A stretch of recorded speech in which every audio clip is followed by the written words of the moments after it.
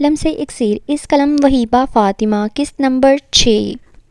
RAM جیسے ہی کمرے کے اندر داخل ہوئی، حیرت کا شدید جھٹکا لگا تھا۔ دھڑکتے دل سے سامنے دیکھا، لائن سے 6 واش روم کے دروازے تھے اور دیوار کے سامنے 3 بڑے بڑے واش بیسن لگے تھے۔ باتھ روم خاصا وسیع تھا، پر اسے جھٹکا تب لگا تھا جب اس نے واش بیسن پر جھکے ایک شخص کو پیچھے سے چوڑی چٹانی پشت کو دیکھا تھا۔ اس شخص نے کسی کی آمد پر خاصا توجہ نہیں دی تھی، کیونکہ یہ واش روم تھا اور یہاں ضرورت کے وقت کوئی بھی آدمی آ جا سکتا تھا۔ جبکہ ایہان کی صورت شیشے میں دیکھ کر ریم کے پسینے چھوٹنے لگے تھے۔ اسے دیکھ پہلا لفظ جو دماغ میں آیا وہ یہی تھا، سنکی۔ وہ شخص بھری مجمع میں اس کے ساتھ اتنا برا سلوک کر چکا تھا تو اس نے تنہائی میں کیا کرنا تھا؟ اور وہ لڑکی، اس نے تو کہا تھا یہ سروجاہت کا آفس ہے، کیا سروجاہت واش روم میں رہتے تھے؟ یکدم اس نے عقل کے گھوڑے دوڑائے تو احساس ہوا اس کو بیوقوف بنا کر یہاں بھیجا ہے۔ وہ اس مذاق پر اتنا پریشان نہ ہوتی اگر اس واش روم میں وہ اس آدم خور ایہان کو نہ دیکھتی۔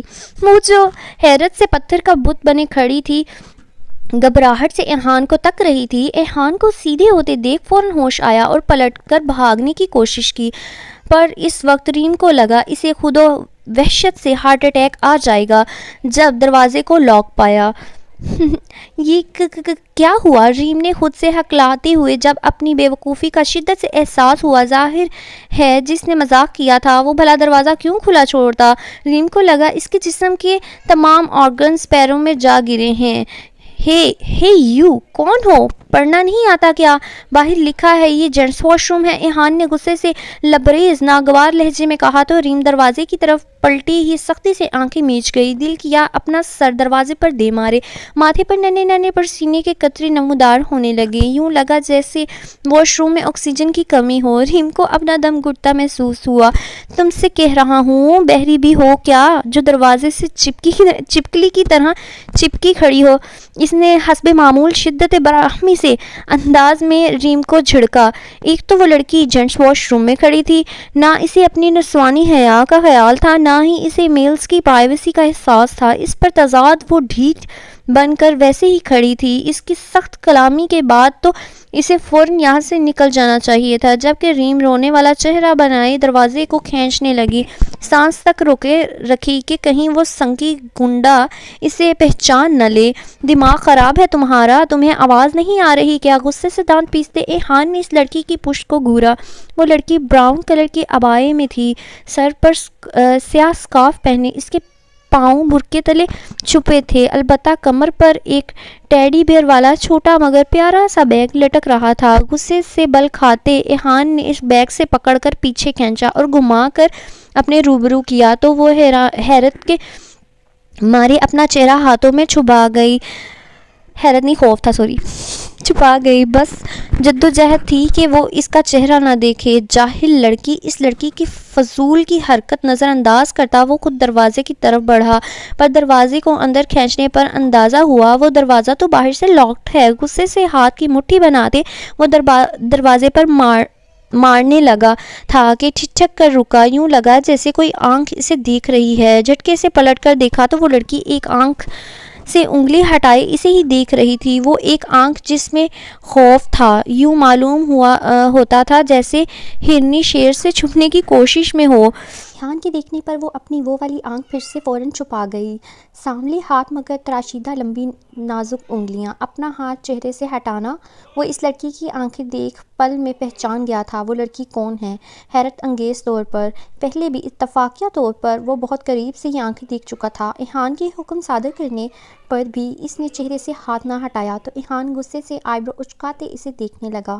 اے لڑکی، اپنے چہرے سے ہاتھ ہٹاؤ۔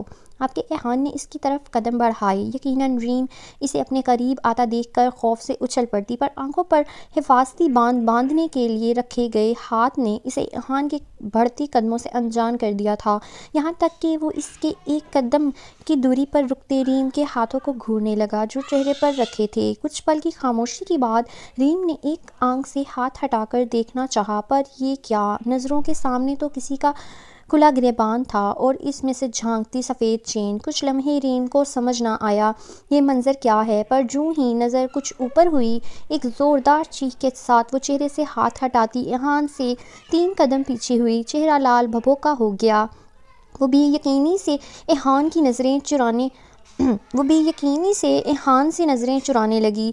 اسے اپنی سچویشن پر رونا آ رہا تھا۔ وہ کسی انجان لڑکے کے ساتھ واش روم میں بند تھی، وہ بھی جینٹس واش روم میں۔ تم یہاں کیا کر رہی ہو؟ ایک نظر بغور اس کے چہرے پر ڈالتے پوچھا۔ ایحان کو نہ جانے کیوں اس کی شکل غصہ دلا رہی تھی۔ اس لڑکی کے بھائی بولنے نے ایحان کا کافی مذاق بنوایا تھا۔ مجھے نہیں معلوم تھا یہ جینٹس واش روم ہے، غلطی سے، ریم نے شرمندہ ہوتے کہا تو ایحان نے سینے پر ہاتھ باندھتے اسے کینہ توز نظروں سے دیکھا۔ اندھی ہو یا پڑھنا نہیں آتا؟ باہر بورڈ نہیں پڑھا؟ ایحان نے تپ کر سوال کیا۔ نہیں، مجھے ایک لڑکی نے کہا یہ سر وجاہت کا آفس ہے۔ ابھی اس نے اتنا ہی کہا تھا کہ ایحان نے ایک ہاتھ کو ہوا میں واہ داد دینے والے انداز میں بلند کیا۔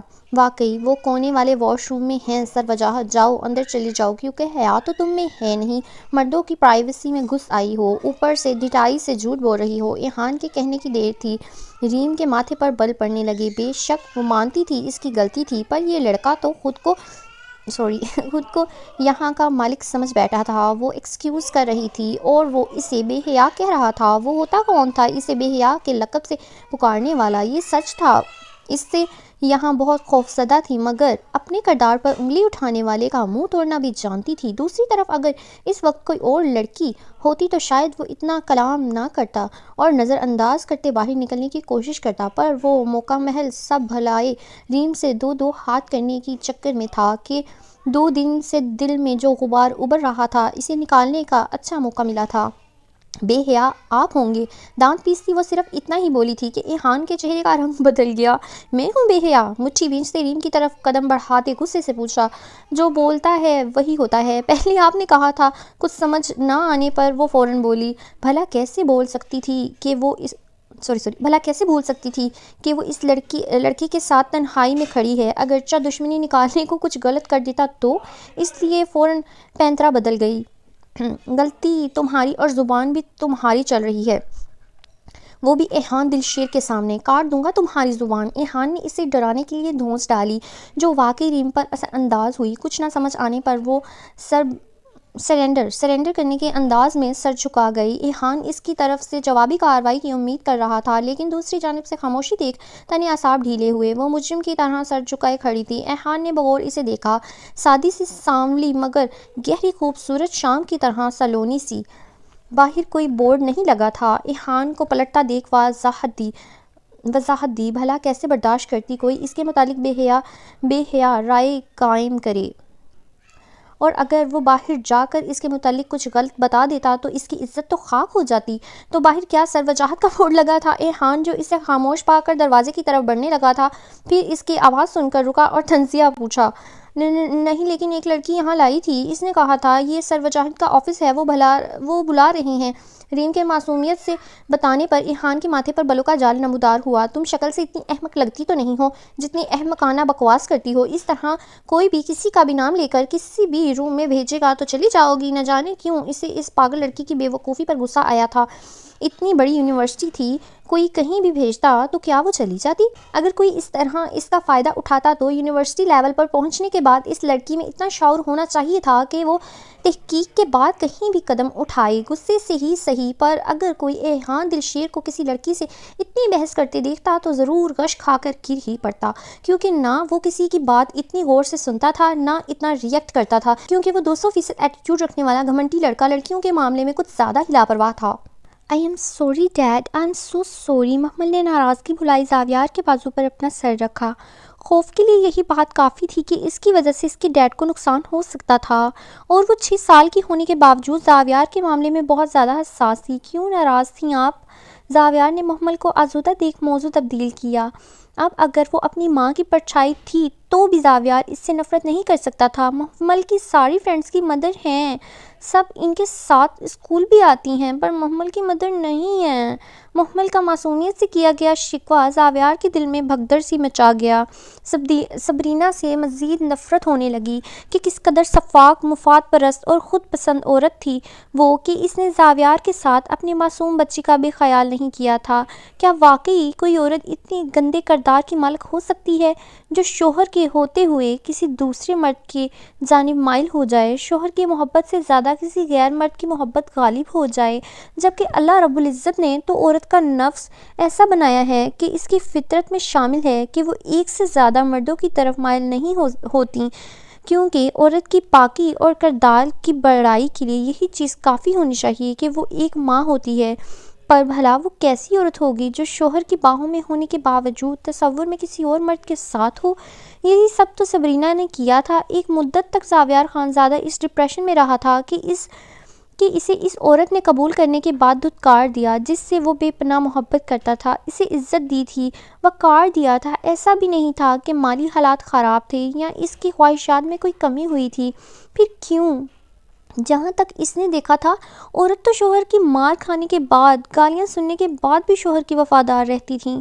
بہرحال زاویار خانزادہ جس اذیت سے گزرا، یہ جان کر اس کے دل میں ٹھنڈ پڑتی تھی کہ جو عورت خود عزت کی چادر سر سے اتار دیتی ہے، پھر اس کے وجود پر گندگی کا لباس ہی چڑھتا ہے۔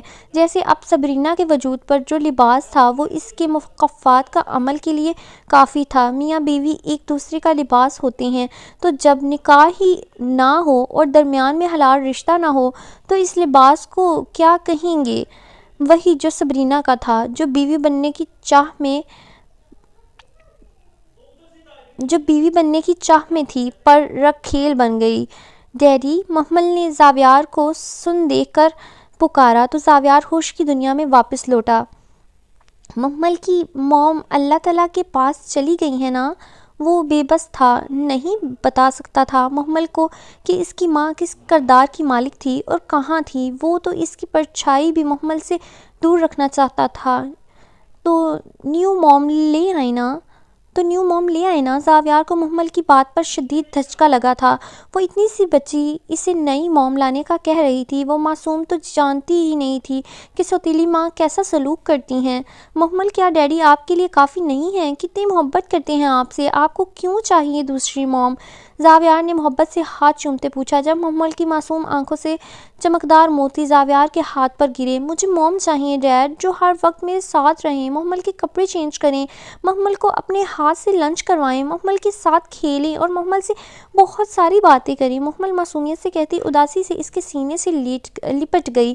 پہلی بار زاویار کو یہ احساس ہوا تھا کہ وہ محمل سے جتنی بھی محبت کر لے لیکن ماں کی کمی کو پورا نہیں کر سکتا۔ یہ محرومی اس کی بیٹی کی زندگی میں ضرور ایک خلا پیدا کر دے گی، لیکن اگر یہ سوتیلی ماں اس کے سر لے آتا تو کیا وہ اچھی ثابت ہوگی؟ اچھا ٹھیک ہے محمل کے ڈیڈی جلدی سے محمل کی موم کو لے آئیں گے، جو میرے جانے کے بعد بھی محمل سے ڈھیر ساری باتیں کریں گی۔ زاویار کا کہنا تھا کہ محمل گلاب کی طرح کھل اٹھی۔ سچی daddy, you are the best daddy, no one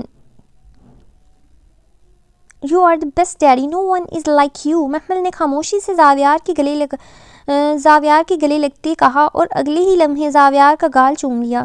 یہ جہاں تھوڑا بہت میں اڑ جاتی ہوں نا، مسئلہ یہ ہے کہ وہ نا انگلش کو اردو میں لکھا ہوا ہے، جس کی وجہ سے مجھے تھوڑی سی ڈیفیکلٹی ہوتی ہے۔ ٹھیک ہے، اوکے آگے بڑھتے ہیں۔ کافی نازک لچکیلے پھول اپنا وجود کسی باغ میں لگی پھول کی ڈالی کی طرح پیش کر رہی تھیں کہ زریمہ حیرت سے کھڑی ہوئی اور بے اختیار مسکرا کر بانو کو دیکھا، جو للچائی نگاہوں سے دروازے کی جانب ہی دیکھ رہی تھی۔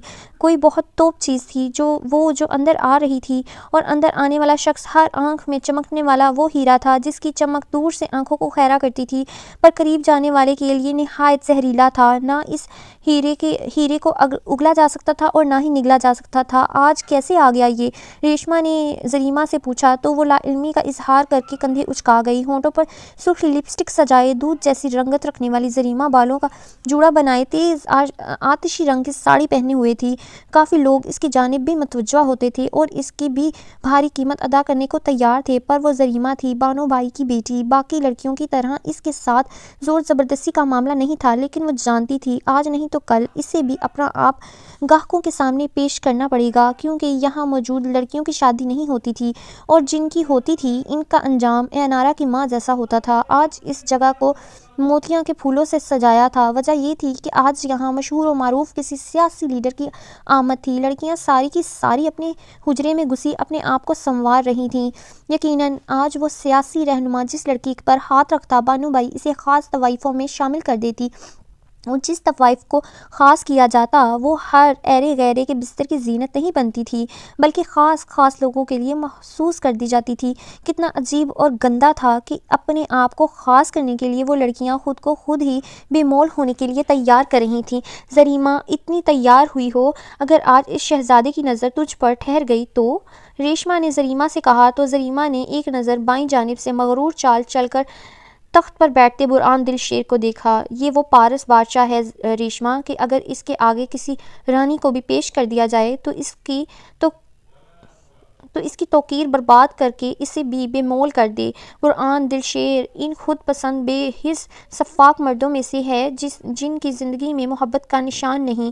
زریمہ نے آنکھیں مٹکا کر کہا اور پھر غور سے برہان کو دیکھا۔ یہ آج یہاں کیسے بیٹھ گیا؟ اس پر متضاد یہاں پانی بھی پی رہا ہے؟ زریمہ نے حیرت سے پوچھا، کیونکہ وہ اندر کب آتا تھا وہ اسی جگہ کی لڑکیوں کو استعمال کرنے کے بعد بھی اس بات کے ماننے پر راضی نہیں تھا کہ اس جگہ کی اور یہاں رہنے والی پھلجھڑیوں کی کوئی اہمیت ہے۔ نشے میں ہے شاید، ریشما نے خیال ظاہر کیا، لیکن ریشما نے فوراً زریمہ نے فوراً نفی میں سر ہلایا۔ نشہ نہیں کرتا یہ، زریمہ مسکرا کر کہتی کھڑی ہوئی۔ اس کا دل کہہ رہا تھا کوئی خاص بات ہے جو برہان دل شیر یہاں موجود ہے، لیکن اس سے پہلے وہ برہان دل شیر کے پاس جاتی بانو بائی اس کی خوش آمد میں کھڑی ہوئی تو زریمہ دانت پیستی قدم روک گئی۔ یہ وہ شخص تھا جو بہت کام آ سکتا تھا۔ زریمہ کے خاص مقصد کو حاصل کرنے میں وہ معاون ثابت ہو جاتا تھا۔ شاید برہان دل شیر ہی وہ سیڑھی ہو سکتا تھا جو زریمہ کو اس کی منزل تک پہنچا دے۔ زریمہ کچھ سوچتی مسکرائی۔ بے شک وہ بہت سخت آدمی تھا، زور زبردستی کا قائل نہیں تھا، پر اگر اس کے سامنے بے مثال اور نایاب حسن رکھ دیا جاتا جسے 7 پردوں میں چھپا کر رکھا گیا ہو تو کیا وہ اس کی جانب بھی متوجہ نہیں ہوتا؟ ناممکن سی بات تھی۔ ایسے حسن کو دیکھ کر اچھا مرد پھسل جاتا، پھر وہ تو حرام کاری کرنے والا تھا۔ وہ برہان دل شیر کے قریب آئی تو بانو بائی اس کے سامنے بچھی معذرت کر رہی تھیں۔ مجھے معاف کر دیجیے گا دل شیر جی، ہوتا ہے کوئی وقت ایسا ہوتا ہے کہ مارکیٹ میں بھی اپنی مطلوبہ چیز نہیں مل پاتی، اور آج یہاں بھی ایسا وقت ہے کہ آپ کے مطابق کی کوئی کچی کلی کوٹھے پر دستیاب نہیں ہے، تو آج جپ کو یہاں سے دیکھا، ادھر ڈپ لکھا، ادھر آپ آنا تو آج آپ کو یہاں سے خالی ہاتھ لوٹنا پڑے گا۔ زریمہ نے بانو بائی کی بات غور سے سنی اور پھر اپنا کام نہ ہونے پر بری طرح جبڑے بھینچے ہوئے بھی دیکھ لیا۔ اس امیر زادے کا موڈ بری طرح خراب ہوا تھا۔ یہ لیجیے جناب، آج آپ ہمارے کوٹھے پر بیٹھی ہیں اور اسے عزت بخشی ہے تو یہ جام نوش فرما کر کچھ مزید عنایت۔ زریمہ کے اشارے پر ریشما نے برہان کے آگے شراب کا گلاس بڑھایا، لیکن اس سے پہلے بانو بائی منع کرتی، برہان نے ناگواری سے ریشما کو دیکھتے کہا، میں شراب نہیں پیتا۔ ارے ایسے کیسے، تھوڑا سا پی لیں۔ برہان کے منع کرنے کے باوجود ریشما نے گلاس آگے بڑھایا۔ اس طرح کہ دانستہ وہ مشروب گلاس سے چھلک کر برہان کے کپڑوں کو داغدار کر گیا۔ What the! ناگواری سے فحش بکتے برہان کھڑا ہوا۔ آئی ایم سو سوری دل شیر جی، کیا ریشما تم بھی کہا نا نہیں پینا تو کیوں زبردستی کر رہی ہو؟ دیکھو کپڑے گندے کر دیے، اتنی اسمیل بھی آ رہی ہے۔ زریمہ نے درمیان میں مداخلت کرتے ریشما کو غصے سے کہا اور برہان کی طرف متوجہ ہوئی جو ریشما کو ہی غصے سے دیکھ رہا تھا۔ آپ میرے ساتھ چلیں، میں واش کروا دیتی ہوں، زریمہ نے مصلحت سے کہا تو برہان غصے سے ریشما کو دیکھتے وہ زریمہ کی بات کو مانتا زریمہ کے پیچھے چلنے لگا۔ بانو بائی کچھ ٹھٹکی تھی کیونکہ زریمہ کا رخ اس جانب تھا جہاں کوٹھے میں آنے والے کسی مرد کو لے جانے کی اجازت نہیں تھی۔ اس طرف ایک کچن تھا اور ایک چھوٹی سی بیٹھک اور ایک ڈربے نما رنگین کمرہ جس میں ایک معصوم چھوٹی سی جان کو رکھا تھا، لیکن اس سے پہلے بانو زریمہ کو وہاں جانے سے روک دی۔ دوسرے کمرے کی لڑکیوں سے ایک زوردار چیخ سنائی دی اور بانو اس طرف متوجہ ہو گئی۔ واش روم کہاں ہے؟ زریمہ کو کچن میں لاتے دیکھ برہان نے غصے سے پوچھا۔ یہ کوٹھا ہے برہان سیٹھ، یہاں کے واش روم آپ کے گھر کے واش روم کی طرح لیوش نہیں ہوتے، بلکہ یہاں دن میں 1000 قسم کے مرد آتے ہیں۔ زریمہ نے گویا مذاق اڑایا، یہ پر وہ زریمہ کی سن ہی کب رہا تھا۔ ناگواری سے ماتھے پر بالوں کا جال ڈالے، کولر سے پانی کا گلاس بھرتے وہ اپنے کپڑوں پر ڈالتے ملنے لگا تھا۔ برہان کو مصروف دیکھ زریمہ کچن سے باہر نکلی اور تیزی سے انارا کے کمرے کے باہر رکتے دستک دی۔ انارا، جلدی دروازہ کھولو، ضروری کام ہے۔ زریمہ نے کہا ہی تھا کہ وہ شاید اندر بیٹھی کوف سے پریشان اسی کی منتظر تھی۔ فوراً دروازہ کھولا۔ ریشم سے بال کندھے پر بکھرے تھے، گالوں کے گلابی پن گلابی رنگ کے کپڑے پہننے پر مزید گلابی معلوم ہو رہے تھے۔ اس پر تضاد اس کی تلوار سے دل چیر دینے والی آنکھیں اور اس کی گہرائی۔ زریمہ کا دل ایک مرتبہ خود مبہوت سا ہو گیا تھا۔ سامنے کھڑی لڑکی سادگی میں حسن کی مورت تھی۔ کبھی کبھی یوں لگتا تھا کہ اس کے بے ساختہ حسن پر نظر ٹھہر سی جاتی ہے۔ وہ ایک نازک مومی مجسمہ تھی جو کسی کی بھی دسترس سے بہت دور تھی۔ زریمہ، تم کہاں تھیں؟ میں تمہیں اتنا یاد کر رہی تھی، مجھے اس کمرے میں وحشت ہو رہی ہے۔ انارا کا کہنا تھا کہ زریمہ ہوش کی دنیا میں لوٹی اور اس کے منموہنے چہرے سے نظر چرائی۔ مجھے خیال تھا تم اکیلی ہوگی، اسی لیے سب چھوڑ کر تمہارے پاس آئی ہوں۔ بہت زیادہ تھک گئی ہوں، صرف ایک شرط پر یہاں بیٹھوں گی۔ تم ایک کام کرو، کچن میں جاؤ اور چائے بنا کر لے آؤ، پھر مل کر بہت ساری باتیں کریں گے۔ زریمہ کی بات سنتے انارا کے چہرے کا رنگ بدلنے لگا۔ کیا ہوا؟ زریمہ کے پوچھنے پر انارا جزبز کا شکار ہوئی۔ زریمہ اس کا ڈر سمجھ گئی تھی۔ رات ہو رہی تھی، کوئی بھی مرد یہاں آ سکتا تھا، پر انارا کچھ نہ بولی۔ اسے اطمینان تھا کہ زریمہ یہیں کھڑی رہے گی، لیکن ایک پل کو دل میں آیا وہ زریمہ کو کہہ دے کہ خود بنا لو، پر پھر اس کا میک اپ اور تیار وجود دیکھ لب بھیج گئی۔ اچھا، تم یہیں کھڑی رہو، میں ابھی بنا کر لا رہی ہوں، بس تم کہیں نہ جانا۔ انارا کے کہنے پر زریمہ مسکرائی۔ میں یہیں ہوں انارا، ڈونٹ وری، بس تم جلدی سے جاؤ۔ کہتے ساتھ زریمہ کمرے سے کرسی لاتے دروازے پر رکھ کر وہیں بیٹھ گئی۔ وہ بس چاہ رہی تھی کہ انارا جلدی سے کچن میں چلی جائے، اس سے پہلے برہان دل شیر وہاں سے چلا جائے۔ ٹھیک ہے، لاچارگی سے کہتے ساتھ انارا کمرے سے باہر چلی گئی۔ زریمہ دل میں خود کو مبارکباد دینے لگی۔ ایک کمینگی بھری استحضائیہ مسکراہٹ لبوں پر تھی۔ بکری کی ماں کب تک خیر منائے گی؟ انارا، میں مانتی ہوں انارا، تم بہت خوبصورت ہو، اور اس سے کہیں زیادہ تمہارا نصیب خوبصورت ہے کہ تم بچ جاتی ہو، پر میرا نام زریمہ ہے۔ ایک سفاک بے حس آدمی کے ایسے سفاک شکنجے میں پھنساؤں گی کہ نہ تم جی سکو گی اور نہ مر سکو گی۔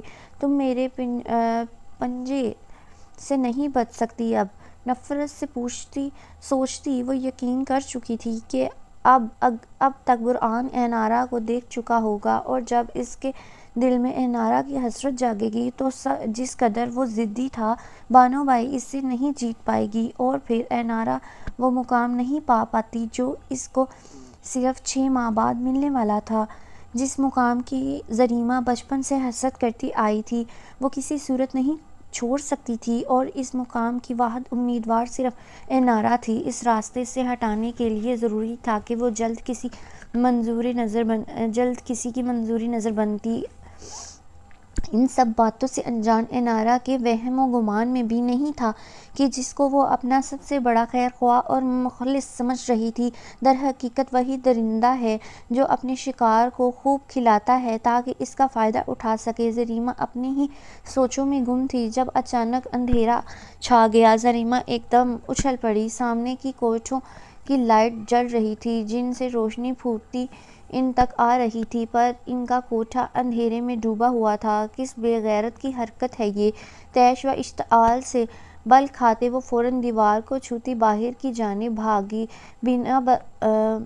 بنا بنایا پلان بگڑنے کا خدشہ تھا، جس کی وجہ سے یہ ہوا تھا۔ اسے دل میں لاکھ کوسنے دیتی وہ باہر گئی۔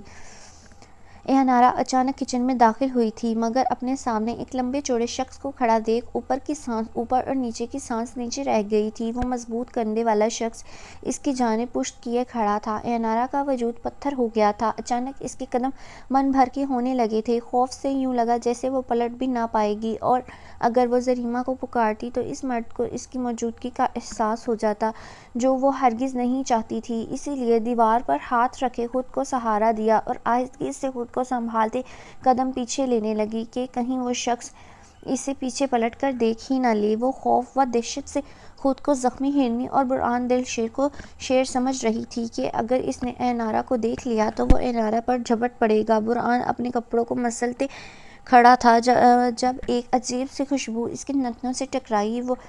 وہ بے اختیار آنکھیں موند گیا، کچھ پل گہری سانس لی۔ یہ خوشبو بہت آشنا سی تھی، بہت انوکھی، بہت عجیب، جیسے بارش کے پہلے قطرے کے بعد مٹی کی سوندھی خوشبو ہو، پہلے گلاب کے چٹکنے کی پہلی خوشبو۔ کچھ لمحے انجانے خیال کے زیر انتظام گزرے، لیکن پھر احساس ہوا یہاں کسی کی موجودگی ہے۔ وہ یہ سوچ رہا تھا کہ اس کے پیچھے زریمہ کھڑی ہے، پر پھر گمان ہوا کہ یہ زریمہ کا وجود نہیں ہے، نہ ہی خوشبو زریمہ کی ہے، کیونکہ یہ خوشبو بہت مدھم اور سرور والی تھی، ہوا کے ساتھ رقص کرتی ہوئی اس کے گرد گھوم رہی تھی، جیسے تازہ گلاب کی خوشبو باغ کو مہکاتی ہے۔ یہاں موجود ساری لڑکیاں تیز خوشبو لگاتی تھیں، یوں بھی تیز خوشبو مردوں کو اپنی جانب مائل کرنے کا ذریعہ تھی، پر وہ کبھی کسی دماغ کو بسنت زدہ کرتے تیز خوشبو میں رچے بسے وجود کی جانب متوجہ نہیں ہوا تھا۔ تو یہ بھینی بھینی مہکتی